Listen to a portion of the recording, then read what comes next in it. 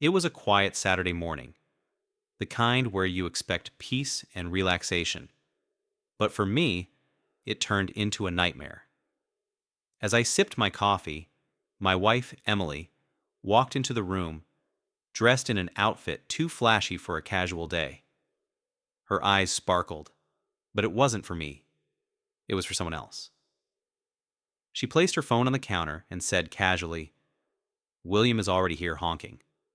Let's go. I'll introduce you to him." For a moment, I froze. William? Honking? Who is this man? And why is my wife acting like this is normal?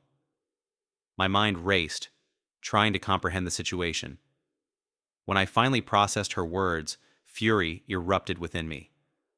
I stood up, my voice cold yet sharp. If he comes within a foot of this house, he'll regret trespassing on my property. And if you leave with him now, Emily, mark my words, you will regret it for the rest of your life. Emily smirked, brushing off my words like they were meaningless. "You're overreacting, as usual," she said, grabbing her purse. "It's just a weekend getaway, and William is just a friend. Relax." But I knew better. Friends don't wait outside honking, and wives don't dress like that for casual outings. Despite my warning, she turned her back on me and walked out the door. I watched her leave with him, my heart pounding with anger and betrayal. In that moment, I knew this wasn't just another argument. Something deeper, something far worse, was hidden behind her actions. And I promised myself I wouldn't let this slide. As Emily stepped into William's car, she left behind not just the house, but a part of the life we had built together. Sitting in that chair, I felt the weight of betrayal settle on me like a heavy fog. Who was this man? And how had he found his way into my wife's life? Emily and I had met during our college days. She was full of life, always the center of attention, and her laughter was contagious. Back then, I thought she was my forever. But now, I realized that somewhere along the way, the woman I married had become someone I could no longer recognize. William wasn't new to her life. I learned later that their friendship had started at her workplace. Emily had been working in a corporate office for the past 3 years, and William was a senior manager there. It started with simple coffee breaks and occasional lunch meetings. Things that felt innocent enough for Emily to mention to me casually at first. But over time, those casual mentions became rare, and her phone began buzzing more often with messages she quickly hid. I didn't think much of it back then. I trusted her. She was my wife, the mother of my children. But now, seeing her walk away with him, I realized those small moments of secrecy were pieces of a puzzle I had ignored for too long. William, from what I gathered, was charming in all the ways that drew people to him. He had a reputation at work for being the guy who could turn any dull day into a fun one. Emily admired that about him. When she came home, she would talk about how funny or helpful William was, but I never imagined it would go beyond the office. Their bond deepened during late-night projects and work trips that Emily insisted were unavoidable. She would come home with a glow I hadn't seen in years, and when I asked her about it, she would brush it off, saying it was just the excitement of a productive day. Little did I know it wasn't the work she was excited about. As Emily and William's connection grew stronger, my place in her life seemed to shrink. I didn't notice it fully until now, until the moment she chose to leave with him, ignoring my warning. Sitting there, I couldn't help but wonder, was I ever really enough for her? Or had she been searching for someone like William all along? As Emily sat in the passenger seat of William's sleek black car, she felt a mix of excitement and nervousness. The hum of the engine and the faint smell of leather filled the air. But it was William's confident smile that put her at ease. He glanced at her, his hand casually resting on the gear shift. "You okay?" he asked, his tone as smooth as the jazz playing softly on the radio. She nodded, smiling faintly. "Yeah, I can't believe I actually left like that." He looked so angry. William smirked, his confidence unshaken. "He'll get over it. You deserve to have fun, Emily. You've been stuck in that house, playing the perfect wife for too long. This weekend is about you, about us." They were heading to a remote cabin in the woods, a place William often bragged about. "No distractions," he had told her. "Just peace, quiet, and good company." For Emily, it was the perfect escape from the monotony of her married life, a life she had grown to resent. As the car sped down the highway, Emily reflected on how her relationship with William had reached this point. It wasn't just his charm or his good looks that had drawn her in. It was the way he made her feel seen, heard, and understood, something she hadn't felt in her marriage for years. William had a way of making everything seem effortless. At work, he was the life of the office, always cracking jokes and making everyone laugh. But with Emily, he was different. He listened to her vent about her frustrations, her unfulfilled dreams, and her loneliness. He didn't just offer advice, he validated her feelings. "You're amazing, Emily," he would tell her during their late-night conversations. "You deserve so much more than this dull, predictable life." Those words had become a lifeline for Emily, pulling her deeper into a world where she felt alive again. She started looking forward to their secret meetings, their stolen moments, and the thrill of hiding something that felt so exhilarating. By the time they reached the cabin, Emily had forgotten about the angry man she had left behind. She stepped out of the car, taking in the sight of the secluded retreat nestled among towering trees. It was beautiful, serene, everything she thought she needed. William grabbed their bags and led her inside, where a fire was already crackling in the stone fireplace. He poured them both glasses of wine, and as they settled onto the couch, he leaned in close, his voice low and soothing. "This is just the beginning, Emily," he said, brushing a strand of hair from her face. "You don't need to worry about anything anymore. You've got me now." For the first time in months, Emily felt a sense of freedom, as if she'd finally taken control of her life. But what she didn't realize was that this newfound freedom came with a cost she would soon regret paying. As the sound of William's car faded into the distance, I sat in the empty house, staring at the wedding photo on the mantelpiece. Emily's smile in that picture, once a symbol of our love, now felt like a cruel joke. The weight of her betrayal pressed down on my chest, making it hard to breathe. How did it come to this? I asked myself. What had I done to deserve this level of disrespect and deceit? Memories of our life together flashed before my eyes. Our first date, the day I proposed, the joy on her face when we welcomed our children into the world. Each moment felt like a thread unraveling from the fabric of the life we had built. But amidst the heartbreak, a fire of anger began to burn. She had left with him, ignoring my warning, and now she thought she could escape the consequences? This wasn't just about her leaving, it was about the lies, the betrayal, and the audacity to make me feel like a fool. I wasn't going to sit back and let them ruin everything I had worked for. If Emily wanted a new life with William, I would give it to her, but not without ensuring she paid the price for tearing our family apart. The first thing I did was contact a lawyer. I needed to understand my rights, not just as a husband, but as a father. If there was even the slightest chance that my children weren't biologically mine, I had to know.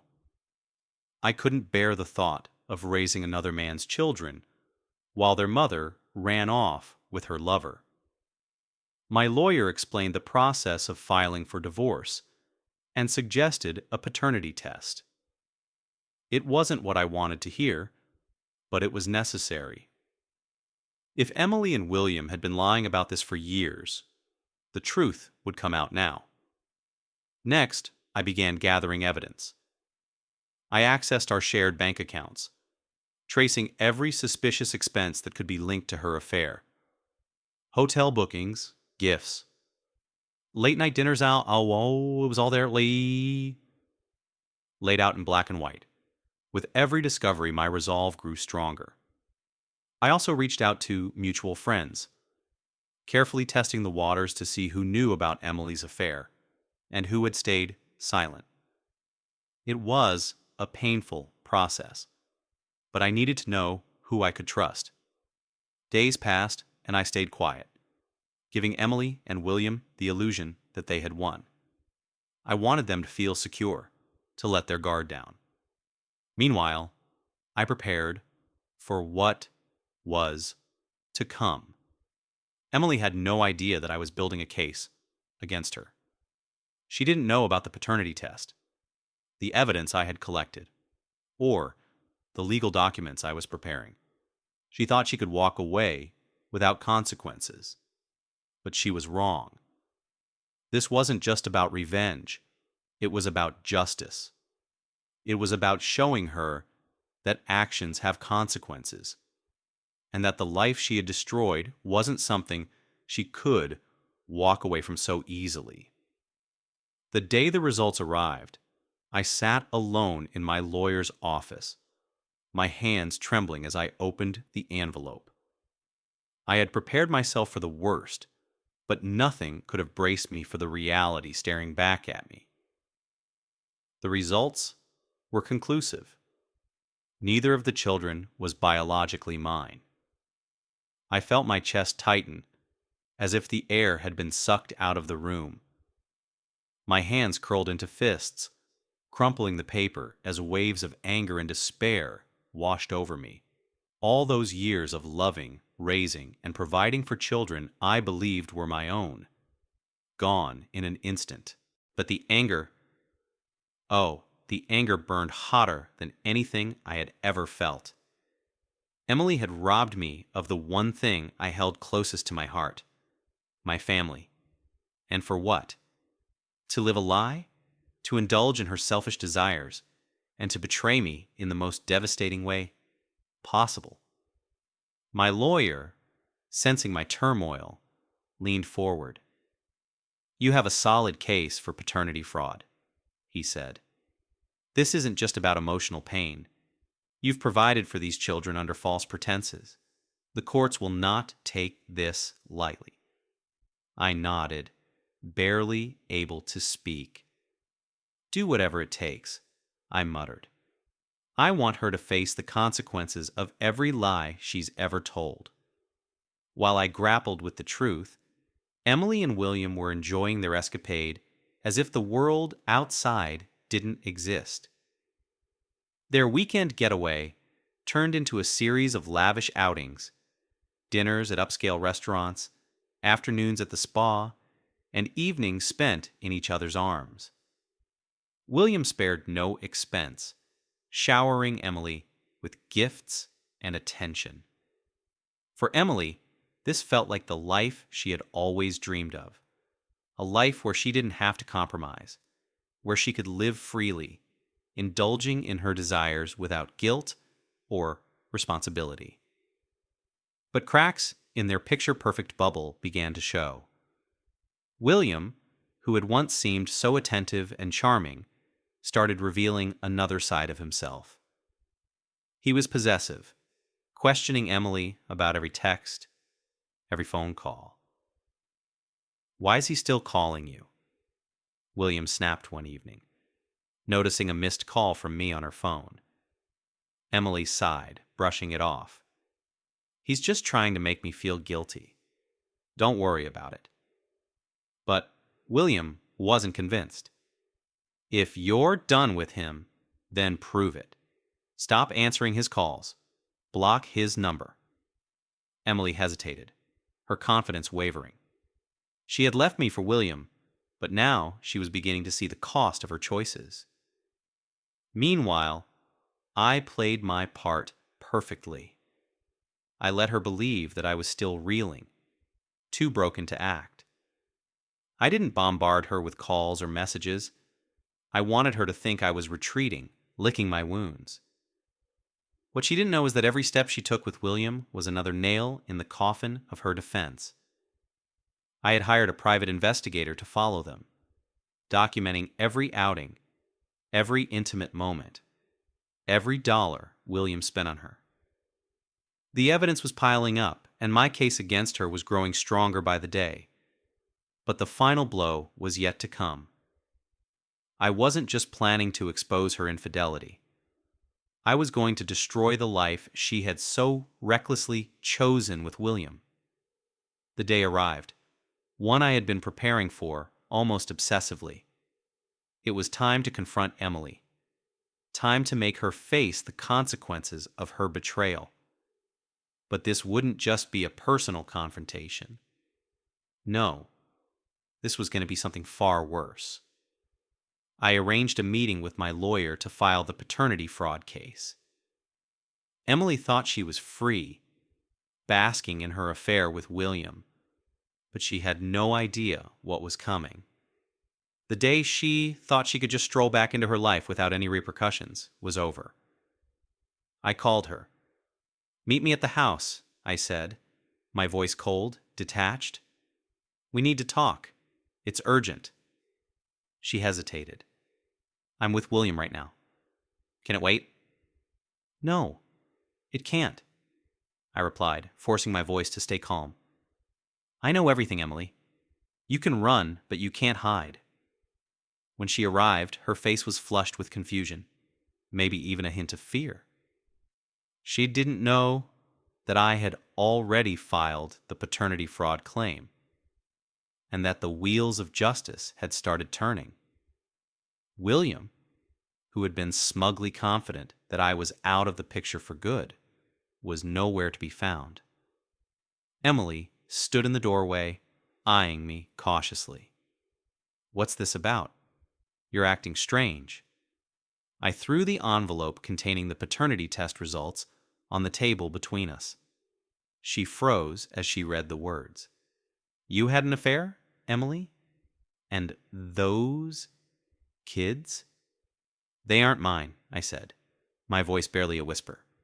But the weight of it hit her like a freight train. Her face drained of color as the truth sank in. She looked at me, then at the results, and back at me. Her lips parted in shock, but no words came out. "You're lying," she finally whispered, her voice shaking. But even she could tell there was no denying the truth. "No," I replied, emotion finally breaking through. "I'm not lying, Emily. You and William—" I could barely say his name without feeling disgust. "You've destroyed everything. I'm done with you." She took a step back, her eyes widening as she realized just how much I knew. You're going to take them away from me, aren't you?" "I've already filed for divorce," I said, locking eyes with her. "And I'm suing you for paternity fraud. You took everything from me. My trust, my love, my family. It's over." Emily staggered back, clutching her chest as if the weight of her guilt was too much to bear. She sank into a chair, staring at the floor, completely stunned by the enormity of what she had done. "You were always the one," she whispered, her voice hollow. "I never thought it would end like this." "No, Emily," I snapped, my voice cutting through the tension in the room. "You made your choice. Now you'll face the consequences." For the first time in years, I felt a sense of power, of control. Emily's world, the world she had so carefully constructed with lies, was falling apart, and I wasn't going to let her get away with it. William's sudden arrival, just as I was about to leave, to finalize everything in court and move on with my life, the door swung open. William entered, looking cocky and confident, until he saw me standing there, staring him down. His smirk faltered as he realized something wasn't right. "What's going on here?" he asked, his eyes darting nervously between me and Emily. "Your little secret is out, William," I said, my voice dripping with contempt. "She's been lying to both of us." Emily was silent, unable to defend herself. The truth was too overwhelming. William's face contorted in anger as he turned to Emily. "You told me you were done with him, that he'd never know. You didn't think I'd find out?" I interrupted, my words sharp like knives. "You're just as much a liar as she is. You think I wouldn't fight for my kids? For my dignity? You're a fool." The days following that confrontation were a whirlwind of emotions and legal battles. Emily, desperate and clinging to whatever little hope she had left, tried to manipulate the situation, claiming that I had no right to take her children from her. But the truth was undeniable. The evidence I had gathered, complete with the paternity test results and the proof of her infidelity, was airtight. I had already spoken to my lawyer, and we were pressing forward with the paternity fraud lawsuit. My heart ached with every step I took, but I knew I couldn't back down. I was fighting not just for my own dignity, but for the future of my children. The children who were now revealed to be the product of someone else's deceit. The courtroom was tense.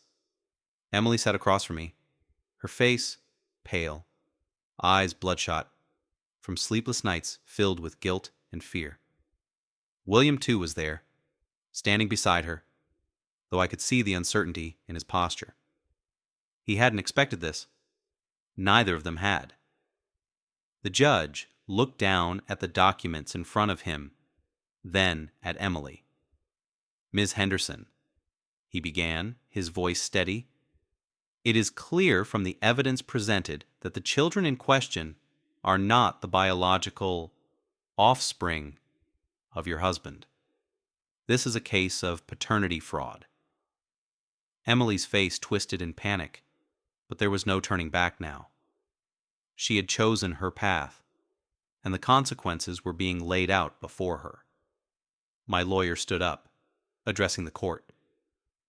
"Your Honor, we have evidence not only of the fraud itself, but also of the emotional and psychological toll this has taken on my client. For years, Mr. Henderson believed he was the father of these children, only to be betrayed in the most devastating way possible. The plaintiff asks for justice, and that includes the removal of all financial obligations for the children." The courtroom was silent as the judge considered the request. Emily's eyes flickered with a mix of fury and desperation, but it was too late. I had made my decision. "Mr. Henderson," the judge said, finally looking at me, "you are entitled to both financial compensation and the revocation of any parental rights over these children, given the fraudulent nature of this situation. As the judge made his ruling, Emily broke down, sobbing uncontrollably. She reached for me, her voice trembling. "Please, don't do this." I was wrong. I know. I never meant for any of this to happen. Please, I'm begging you. I didn't respond. There was nothing left to say. She had betrayed me, ruined my life, and shattered everything I believed in. Now, she would have to live with the consequences of her actions. "Please," she continued. "The kids. I never wanted them to be caught in this mess. They're innocent." "Don't try to guilt me now, Emily," I said coldly.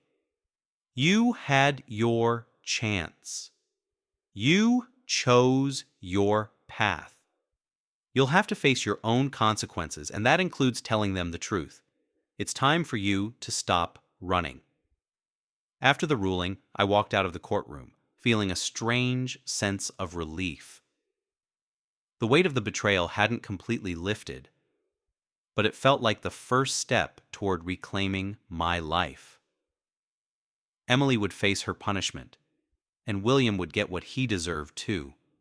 Although, in my mind, I still wasn't sure what would be a fitting consequence for him. But that wasn't my concern anymore. The law had taken care of the rest. I never saw Emily again after that day. She moved away, trying to start over, but without the life she had stolen from me. The kids, my kids, were with their real father, and I no longer had any responsibility toward them. I couldn't erase the memories, but I could erase the emotional ties that had kept me bound to a lie for so long. As for William, I found out months later that his life hadn't exactly turned out the way he'd planned. Emily had left him, choosing to live alone in the shadow of her guilt. He had tried to move on, but the scandal of his affair was too much to shake. The two of them were left with nothing but the wreckage of their choices. I moved on too. It took time, but I healed. Slowly, I rebuilt my life, focusing on my career, my mental health, and my future. I would never forget what Emily did to me, but I refused to let it define who I became. The court had ruled in my favor, but justice had already been served the moment I chose to stand up for myself. Emily had lost everything, and I had gained back what was mine: my dignity, my peace of mind, and my freedom. And so I walked away, stronger, wiser, and finally free.